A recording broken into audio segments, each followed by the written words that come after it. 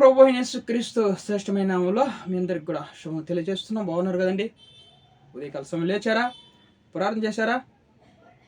మన ప్రభు నిండుకాల సమయం అంతా కూడా మనల్ని కాచి కాపాడి ఈ దినం మనకు బహుమానంగా ఇచ్చిండు కాబట్టి ఆయన పరిశుద్ధ నామానికి మహిమ కలుగును గాక. మన ప్రభు మనందరి కోసం కూడా సిలువలో రక్తం కాచి ప్రాణం పెట్టిన గొప్ప దేవుడు అండి.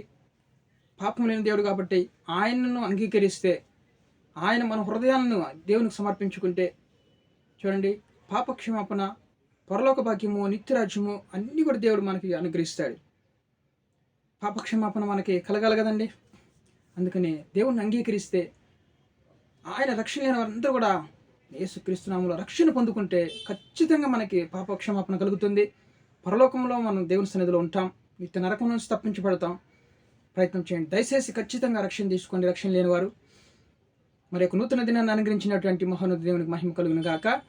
పరిశుద్ధ గ్రంథంలో అనేక కృప వార్తలు రాయబడినటువంటి పరిశుద్ధ గ్రంథంలో నుంచి నేడు మనకు అనుగ్రహించు దేవుని యొక్క వాగ్దానం ద్వితీయోపదేశ కాండము 30వ అధ్యాయము 5వ వచనం. నీ పితరులకు స్వాధీనపరిచిన దేశమున నీ దేవుడైన యెహోవా నిన్ను చేర్చును. నీవు దానిని స్వాధీనపరచుకుందువు. ఆయన నీకు మేలు చేసి నీ పితరుల కంటే నిన్ను విస్తరింపజేయును. Praise the lord. దేవుని నామానికి మహిమ కలుగును గాక. చూడండి, నీకు మేలు చేసి నీ పితరుల కంటే నిన్ను విస్తరింపజేస్తాను అంటున్నాడు దేవుడు. ఎస్, ఈరోజు నీకు మేలు చేస్తాను అంటున్నాడు. పితరుల కంటే నీకు ఎక్కువ మేలు చేస్తాను అంటున్నాడు కదా. మన అబ్రహాం, ఇస్సాకు, యాకోబుల కంటే, మోషే, యెహోషువ, కాలేబుల కంటే, ఎస్ దావీదు కంటే అందరికన్నా దేవుడు మనకి ఎక్కువ మేలు చేస్తాను అంటున్నాడు. అయితే మనం దేవునికి లోబడాలి. దేవునికి లోబడాలి కదా. ఒక వ్యక్తి మంచి రన్నింగ్ రేస్లో మంచిగా పరిగెత్తేటువంటి వ్యక్తి అంట. కొంతమంది ఆఫీసర్లు, అధికారులు అతను చూసి ఇతను కానీ తీసుకుని వచ్చి రన్నింగ్ రేస్లో పోటీ పట్టిస్తే ఇతను గెలుస్తాడని అతని పట్ల ఒక ఉద్దేశం కలిగి అతను వెంబడిస్తున్నారన్నమాట. అతను ఏమనుకున్నాడంటే వాళ్ళు పట్టుకోవాలని కారులో తరుముతూ ఉంటే అతను భయపడి నన్ను ఏమో చేస్తారని పరిగెత్తుకుంటూ వెళ్తున్నాడు. ఎంత మాత్రం దొరకలేదు. ఎందుకంటే రన్నింగ్ రేసులు బాగా గెలుస్తాడు కదా. అతను కారు కన్నా వేగంగా పరిగెత్తగలడు.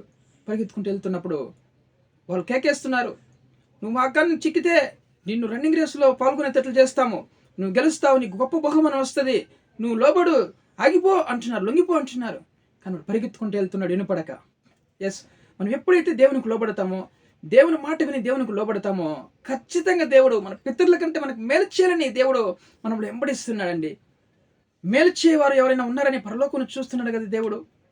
ఎస్, మనకు మేలు చేయాలని దేవుడు మన పితరుల కంటే మనకు ఎక్కువ మేలు చేస్తాను ఈరోజు వాగ్దానం చేస్తున్నాడు దేవుడు. ఎస్, నీకు మేలు కావాలన్నా ఖచ్చితంగా ఈ వాగ్దానం ఎత్తి ప్రార్థించు. కుటుంబంలో మేలు చేయాలని, నీకు అభివృద్ధి కావాలని నువ్వు కోరితే ఖచ్చితంగా ఈ వాగ్దానం ఎత్తి ఈరోజు ప్రార్థన చేయండి. పితరులతో చేసినటువంటి ఆ దేశంలో మనల్ని స్వాధీనపరిచిన దేశమందు మనల్ని చేర్చి నీవు దానిని స్వాధీనపరుచుకున్నట్లు ఆయన మనల్ని నీకు మేలు చేసి నీ పితరుల కంటే నిన్ను విస్తరింపజేస్తానంటున్నాడు. నీకు అభివృద్ధి నిన్ను విస్తరింపజేస్తానంటున్నాడు దేవుడు. ఇప్పుడు కొద్దిగా ఉంది, తుదకు నువ్వు అభివృద్ధి పొందేటట్లు విస్తరించినట్లు దేవుడు నీకు మేలు చేస్తానంటున్నాడు. హల్లెలూయా. కాబట్టి ఈరోజు నువ్వు నీ హృదయాన్ని దేవునికి సమర్పించాలి. ఎలాగా? నువ్వు ప్రార్థన చేసేటప్పుడు పూర్ణ హృదయంతోనూ పూర్ణ ఆత్మతోనూ నీ దేవుడైన యెహోవాను నువ్వు ప్రేమించాలి. నీ హృదయాన్ని దేవునికి సమర్పించుకోవాలి.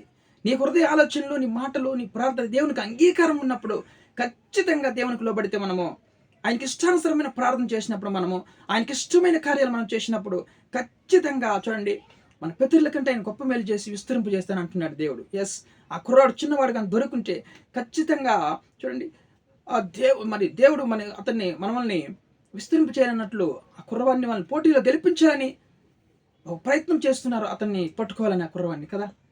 దేవుని నామానికి మహిమ కలుగును గాక. అధిక వేగంగా పరిగెత్తగలడు ఆ కుర్రోడు. కాబట్టి మనము ఏం చేయాలంటే పూర్ణ హృదయంతో పూర్ణాత్మతో దేవుని సన్నిధిలో మొరపెట్టుకోవాలి.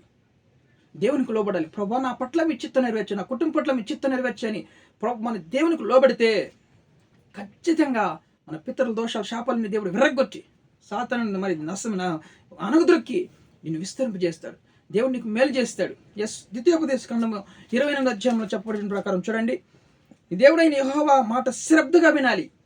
శ్రద్ధగా విని నేడు నీకు ఆజ్ఞాపించున్న ఆయన ఆజ్ఞలన్నింటిని అనుసరించి నడుచుకున్న నేను నీ దేవుడైన యెహోవా భూమి మీద ఉన్న సమస్త జనముల కంటే నేను హెచ్చిస్తా అంటున్నాడు. ఎస్, నేను విస్తరింపు చేయాలని ఆశపడుతున్నాడు. నిన్ను హెచ్చించాలని దేవుడు ఆశపడుతున్నాడు. అయితే దేవుని యొక్క మాట మనం శ్రద్ధగా విని దేవుడు మనకు అనుగ్రహించినటువంటి ఆజ్ఞల ప్రకారం కట్టడలను అనుసరించి నడుచుకుంటే చాలండి. అంతే. దేవుడు మనల్ని విస్తరింపు చేస్తున్నాడు. సమస్త జనముల కంటే విస్తరిస్తానన్నాడు. దేవుడు మనకు స్వాధీనపరుస్తానన్న మన పితరులతో చెప్పిన మాట మన పట్ల, కుటుంబం పట్ల నెరవేరుస్తానంటున్నాడు దేవుడు. మన సంఘం పట్ల నెరవేరుస్తానంటున్నాడు దేవుడు. సంఘాన్ని అభివృద్ధి చేస్తానంటున్నాడు. విశ్వాసం నీకు అనేక మంది నడిపించి విస్తరింపు చేస్తానంటున్నాడు. ఈరోజు దేవుని మాటకు లోబడతావా? ప్రార్థన చేస్తావా? పూర్ణ హృదయంతో, పూర్ణ ఆత్మతో, పూర్ణ సత్యంతో, పూర్ణ ఆత్మతో దేవుణ్ణి అడుక్కోవాలి, ప్రార్థన చేయాలి, మొరపెట్టాలి దేవుని సన్నిధిలో. మన హృదయాన్ని దేవునికి సమర్పించినప్పుడు ఈ వాగ్దానం మన పట్ల దేవుడు నెరవేరుస్తాడు ఖచ్చితంగా.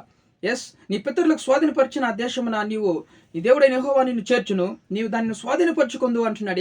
ఈరోజు నువ్వు స్వాధీనపరచుకోబోతున్నావు. మన పితరులతో వాగ్దానం చేసిన దేశమును ఈరోజు మనం స్వాధీనపరచుకోబోతున్నాం.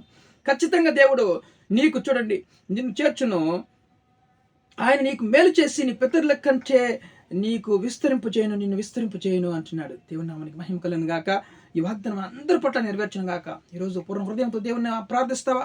నీ హృదయాన్ని దేవుని సమర్పించుకుంటున్నావా? దేవునికి లోబడక ఈరోజు పరిగెత్తుతున్నావా? ఇప్పుడే మారు మనసు పొంది ఆయన సన్నిధిలో మోకరించి పూర్ణ హృదయంతో, పూర్ణ ఆత్మతో దేవుని వేడుకో. ఖచ్చితంగా ఈ వాగ్దానం కుటుంబంలో మీ పట్ల నెరవేర్చి దేవుడు నిన్ను విస్తరింపు చేయను గాక. హల్లెలూయా. ప్రార్థన చేసుకుందాం. ప్రేమ కలిగిన తండ్రి, ఈరోజు మంచి వాగ్దానం మనం ప్రేమించి నిజముగా నాయన ప్రభా, పితరులతో చేసినటువంటి వాగ్దానం ప్రభావాన్ని నాయన మా పితరులకు స్వాధీనపరుచుకుంటానని చెప్పిన ఆ దేశంలో మమ్మల్ని చేర్చిన ఆయన, ఆ దేశాన్ని స్వాధీనపరుచుకున్నట్లు నీ పితరుల కంటే నిన్ను విస్తరింపు చేస్తానన్న వాగ్దానం చేసిన దేవుడు వాగ్దానం అందరి పట్ల నెరవేర్చండి, సహాయం చేయండి. మొరపెడుతున్న అందరి పట్ల నెరవేర్చండి. ఇంకా నాయన కుటుంబాల్లో నాయన సమాధానం, నెమ్మది, ఉద్యోగం దయచేయండి ప్రభా. వివాహం కాని వారికి మంచి సమాధి యేసునామములో సమకూర్చబడిన కాగతండి. గర్భాలైన వారి గర్భాలను ముట్టండి, ఆశీర్వించండి. గర్భాలను దేవుడికి బహుమానమని సెలవిస్తున్న లేఖనాలు ఆశీర్వించి బిడ్డల్ని అయా గర్భిణీ స్త్రీల మట్టి సుఖ ప్రసవాన్ని అనుగ్రహించండి. రోగులందరినీ మట్టి స్వస్థపరచండి. ప్రయాణస్తులందరినీ కాపాడండి, క్షేమం తెచ్చండి. ప్రతి ఒక్క మన కీడుని వేస్తున్నాను, గద్దిస్తున్నాం. మా దేశాన్ని, రాష్ట్రాన్ని కాపాడండి. ప్రజలందరికీ మారు మనసు తెచ్చండి, రక్షణ తెచ్చండి. మా సేవకులను, సంఘాలన్నింటినీ కూడా మీరు దీవించి ఆశీర్వించమని ప్రార్థిస్తున్నాం. ప్రవాహ కృప చూపించమని సమస్త ఘనత, మహిమ, ప్రభావం మీకు చెల్లిస్తూ యేసుక్రీస్తు జీవం కలిగిన నామములో ప్రార్థన అడిగి వేడుకొని పొందిన పరలోకపు తండ్రి, ఆమేన్.